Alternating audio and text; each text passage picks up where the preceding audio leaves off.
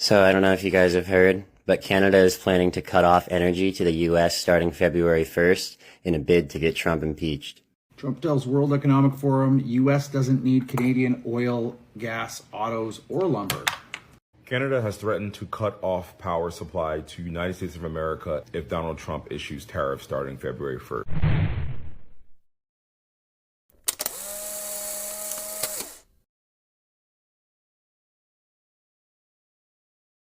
Welcome back to the channel. Everyone, today we are diving into an explosive international story involving Canada, the US, and some jaw-dropping statements from former President Donald Trump. From power cuts to bold claims at the World Economic Forum to conversative MP Leslyn Lewis rationalizing invasion. This is a geopolitical roller coaster.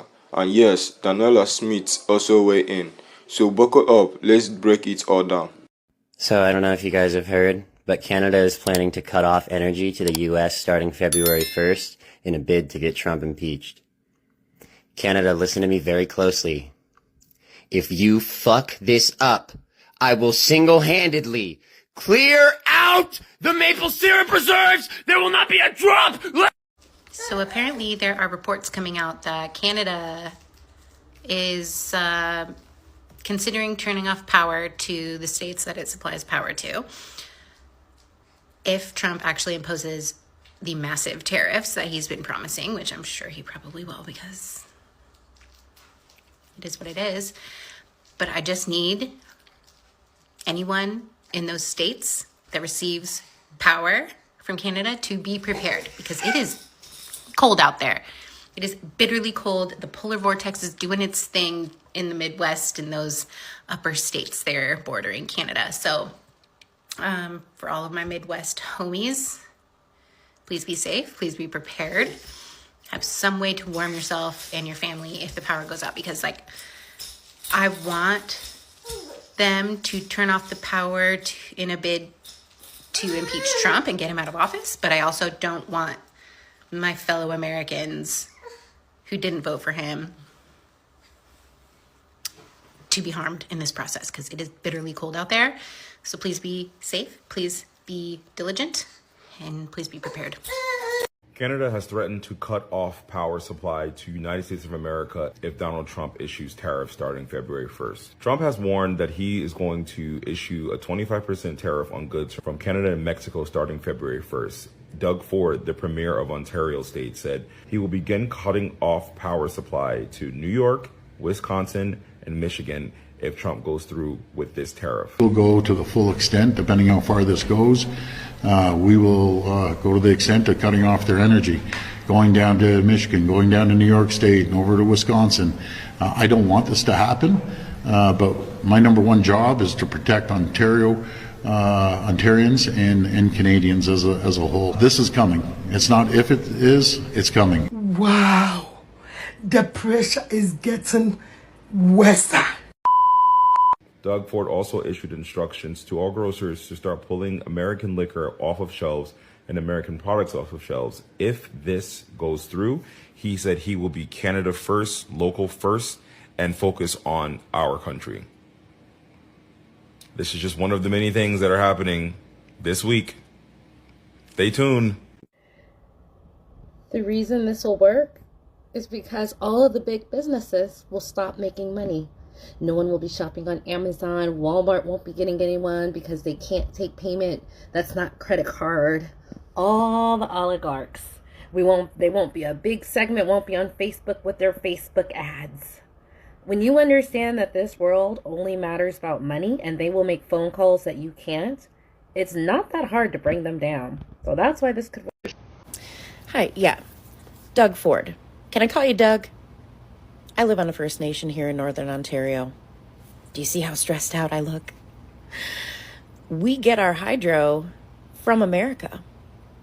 That originally starts in Manitoba. I don't know who to send this message out to, but if this truly happens, panic. Can we not do this? Thanks. Trump tells World Economic Forum U.S. doesn't need Canadian oil, gas, autos, or lumber.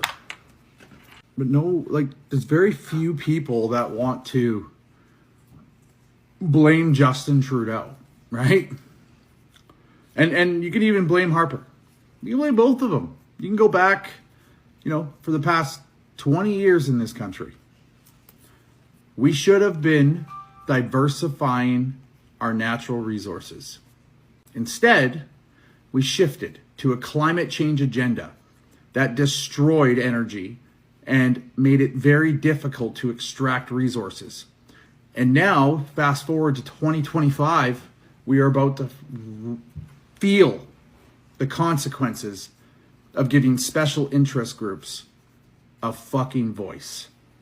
Canada, we have to have a very serious conversation about Leslyn Lewis. She's a Conservative MP from Ontario, and Pierre Poilievre has said himself that she is one of the party's strongest and best members. And she has been making some X-posts and also wrote an article that I'm very concerned about, so I'm going to break it down for you. First, a little background on Leslyn. She's very much a pro-life supporter, and she also has been pictured meeting with Christine Anderson, who is a member of Germany's far-right AfD party. Why is the AfD significant? Well, the AfD party is currently essentially endorsed by Elon Musk. He claims that they are the only party that can save Germany. They believe in building stronger ties to Russia. Many members believe the Holocaust was simply made up and over-exaggerated, and they strongly oppose any immigration, especially Muslim, and that's like just scratching the surface. Okay, but back to Leslyn's article. So she posted on X talking about the relevance of Elon Musk's grandfather and the technocracy movement, and she was tying it to the annexation of Canada, Greenland, and Panama. So I read the article, and it seems that she rationalizes Donald Trump's stance on annexing all these countries. And in the article, she explains the technocrat movement and its idea of economic and resource security for the United States. And she ties this back to Elon Musk's grandfather being one of the ones promoting this idea. What's interesting is that in the article, she says that this is the liberal government's fault that this movement may be reemerging again. And I'm not sure how Justin Trudeau is responsible for Greenland and Panama. She seems to be giving him a lot of power. So near the end of the article, she goes on to talk about the Declaration of North America and almost references it like we have some allegiance to the United States to provide them with certain things. And she talks about those things as the 6 pillars of technocracy and ties them to the Declaration of North America. And under one of those pillars, she specifically talks about climate change, and she almost makes it out to be like we are going to be required to supply the United States with our water. I just thought it was very interesting, and it's interesting that she hangs out with people from the AfD party, and she also seems to have a fixation on Elon Musk, who endorsed Poilievre. And of course, Musk seems to be really embracing the anti-Semitism of the AfD lately, as we saw with his recent hand gesture. Trudeau needs to learn so much from Danielle Smith. She's in the U.S. right now. She met up with Marco Rubio, who's the Secretary of State. She met up with the Secretary of Defense. And I'm going to make a point in just 1 second. Here she is at the U.S. Chamber of Commerce. They represent over 3 million businesses. It's the biggest business organization in the world. They're forming stronger ties with Alberta. She's sending Alberta firefighters to fight the fires in California. She's meeting up with the senators of West Virginia, Montana. They're talking about the border. Hang on. Meeting up with folks from Arkansas, the biggest purchaser of oil, which is Oklahoma. They send an ocean of Alberta crude their way every single day. She's working non-stop. She's the one that educated Donald Trump on the tariffs. She was invited to Mar-a-Lago, and she explained to Donald Trump that if you remove the oil, there's actually more positive trade coming from the U.S. into Canada than the other way around. The U.S. is at a trade surplus, and they need the oil. She's the only reason we don't have the tariffs today. And listen to what she said. Watch this. Super clear about why we find ourselves in the situation that we're in today.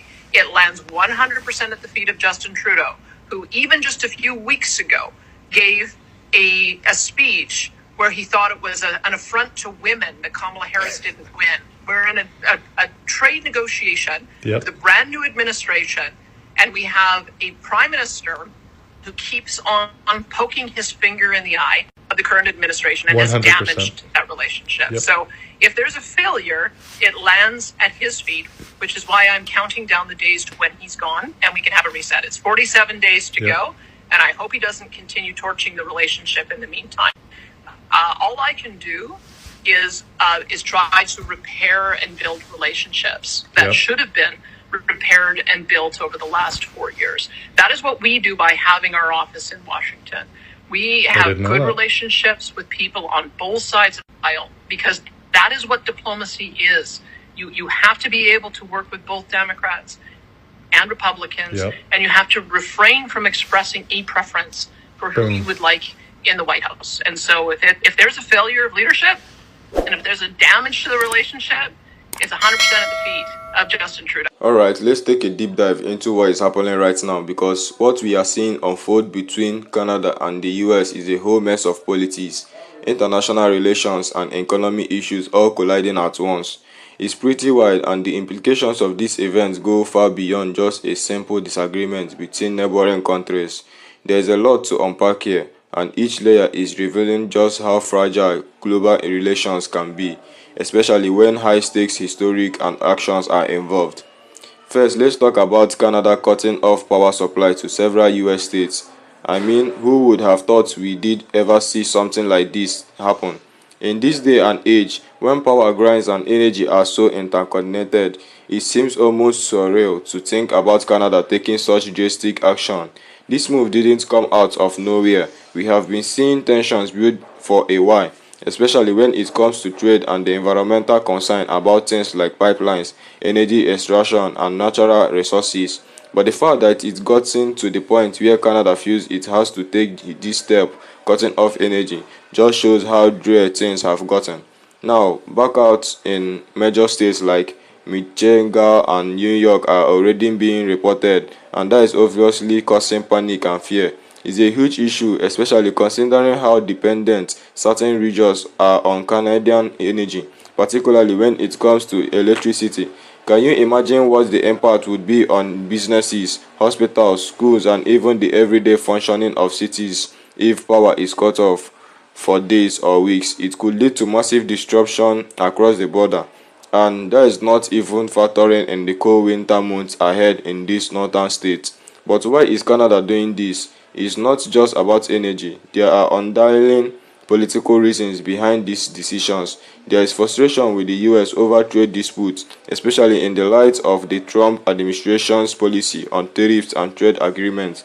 The US has been playing hardball on many fronts, and while they might have a much larger economy and military forces, Canada its own has set of levers it can pull. Energy is one of those levers, and using it as a tool for diplomacy, in brackets retaliation, sends a clear message to the US. The move is risky, though. This could cause a serious backlash. People on both sides of the border are already reacting. Americans are furious about the power cuts, and there is a lot of fingers pointing about who is to blame for the escalating situation.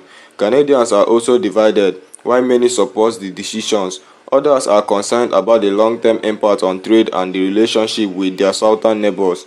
It's a dangerous game to play, but it's also a clear sign of how things are spiraling out of control. Now, add to that the statement made by Donald Trump at the World Economic Forum. You can't ignore what he said. He basically told the world that the United States doesn't need Canadian oil, gas, autos, or lumber. To put it bluntly, he's essentially saying that the US could go it alone without any of Canadians' resources, and the America is self-sufficient in these areas. Now, I get it. Trump's rhetoric is always bold, but these claims are going to far-reaching effects, especially given that trade between the US and Canada is essential for both countries' economies. Trump's statements are reckless, to say the least. He's already alienating a key by dismissing their resources like this. The US has always been somewhat dependent on Canadian oil and gas, and even the US automotive industry is heavily tied to Canadians' manufacturing sector. The same goes for lumber, which is vital in construction and home building industries. So when Trump says we don't need it, it almost feels like a slap in the face to one of the US closest trading partners. Does he think the US could suddenly replace all of that? The logistics behind shifting away from Canada as a key supplier are numerous. And honestly, it's not just about the resources, it's also about the political relationship between the US and the Canada. Cutting ties with Canada could create a ripple effect in terms of international diplomacy. It sets a dangerous precedent for how the US deals with its allies. If the US can turn its back on Canada, who is next?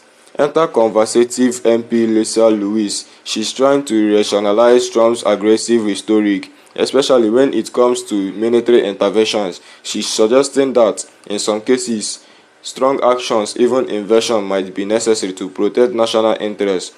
Now, let's be clear, defending invasion is never a good look. Invasions are costly, they lead to loss of life, and they are destabilize regions. It's not a solution to global problems. But what is even more concerning is what she's trying to normalize this kind of thinking in Canadian political discourse. We already know how much damage these types of foreign intervention can cause. History is littered with examples of failed invasion, from the US inventima to more recent conflicts in the Middle East. To try and justify this kind of behavior, to try and frame it as acceptable, is incredibly dangerous. And let's not forget that Canada has often been the voice of reason on the world stage, choosing diplomacy over aggression. Is Louis suggesting that Canada should abandon that approach? Is a troubling thought. And then there is Alberta Premier Danielle Smith, who has weighed in on the matter. She's calling for resilience and strength in the face of this geopolitical turmoil. She recognized the importance of Canada standing firm against the US, while also acknowledging that the relation with America is crucial for Alberta's economy, especially in the oil and gas sector. But what is interesting here is the delicate balancing act she's trying to pull off. On one hand, she's urging Canada to protect its sovereignty and interests, but on the other hand, she's also expressing concern about alienating the US. I understand where Smith is coming from, but let's be honest, there's only so much resilience can do if the US decides to escalate matters. Standing firm is great, but if it comes at expenses of Canada's economy or its reputation as a peaceful nation, then we need to ask whether it's worth it. There's a fine line between showing strength and risking a diplomatic meltdown, and right now, I'm not sure which direction this is going to go. The public response to all of this has been mixed, to say the least. On one side, you have got Trump supporters who are praising him for being tough and standing up to Canada. They argue that the US has the resources it needs and shouldn't be dependent on anyone. But then there are critics, the majority of whom are in Canada, where people are furious about Trump's dismissive comments and the power cut. Canadians are also upset with the Canadian government's responses, feeling like they have been left to deal with this mess without enough diplomatic action. And let's not forget the economic implications. These tensions could lead to major disruptions in trade. If this continues, it could cause price hikes for goods, particularly in sectors like energy and constructions. But what happens to Canadian businesses that rely on US markets, and vice versa? How does this impact American industry that rely on Canadian products? In the end, the long-term effect of this escalating tension could be catastrophic. It's not just about power cuts or Trump's wars. This is a big issue about how the two countries relate to each other, what role they play in global politics, and whether or not they can work together to solve the issues that affect them both. Let's just hope that sanity prevails before this spirals further. It's clear that we are living in an increasingly unpredictable world where global relations seems to be tearing on the edge. If you are in the US or Canada, this is something that is going to impact you in one way or another. Whether you agree with Trump, Leslyn Lewis, or Danielle Smith, we can all agree that these are some dangerous waters we are wading into. The key question here is, where do we go from here? Will cooler heads prevail, or are we witnessing the beginning of the breakdown in one of the world's most important cross-border relationships? Thank you for watching, and let's continue this conversation in the comments below. Let us share our thoughts and perspective with one another. Don't forget to like, subscribe, and hit the notification bell to stay updated on this story and more. I will see you in the next video.